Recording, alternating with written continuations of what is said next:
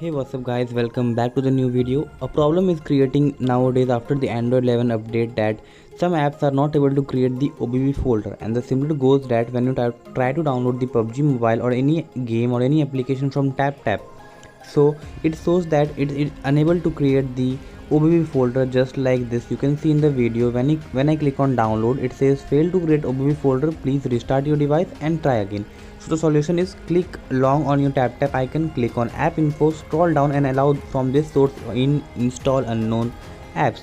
And now again clear your tap from your recent menu just like this, and now open your tap icon again and now try to download the application. For example, I am trying to download PUBG Mobile Korean and now it will start downloading. So I wish this will help you regarding this issue, and if you like this video just hit the like button, subscribe to the channel and comment if you want anything, or you can ask any question regarding to any topic or any request any video. So like this video. Till then, keep smiling, be happy, and bye.